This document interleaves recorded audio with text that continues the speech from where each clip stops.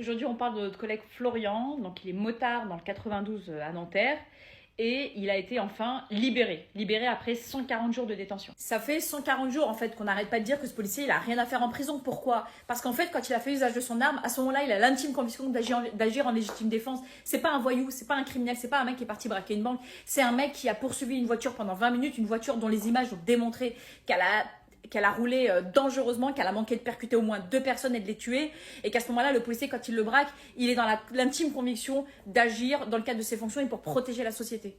Alors les juges, les magistrats 2.0 qui n'ont jamais fait une journée de droit et qui ont déjà condamné notre collègue, parce qu'en plus d'être des magistrats, c'est aussi des bourreaux, on rappelle juste une chose en fait, notre collègue il est resté 140 jours en détention provisoire pendant que dans ce pays on libère des pédophiles, des dealers, des criminels de haute voltige en disant non, il n'y a pas assez de place en prison. Et là bizarrement pour un policier en fait qui est présumé innocent et qui de toute manière agit dans le cadre de ses fonctions, on a trouvé une place, on a pu mettre un matelas par terre.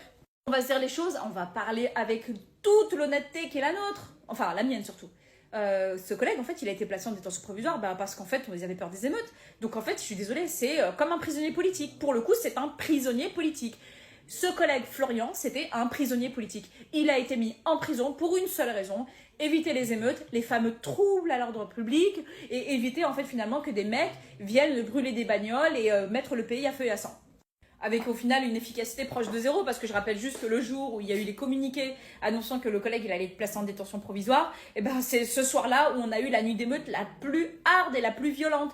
Donc au final, c'est pas la justice que les gens ont réclamé, enfin ces personnes-là qui ont mis le pays à feu et à sang, c'est juste de la vengeance et de pouvoir se faire un flic. Et donc du coup à ce moment-là, c'était juste l'occasion pour ces gens-là de faire des émeutes en se fichant complètement de l'intérêt public. Dans le même temps, il y a cette affaire qui certes celle-ci est médiatisée, mais en fait elle est similaire à bien d'autres qui ne le sont pas. On a à Nantes un collègue dans les mêmes temps, dans les mêmes mois, juste un mois avant l'affaire Naël, lui il a été percuté et traîné par une voiture, il a manqué de mourir, sa tête elle est passée à ça du trottoir, le gars avec une voiture volée il a voulu le tuer, en fait tout simplement c'est une tentative d'homicide. Vous savez de quoi il a écopé l'auteur?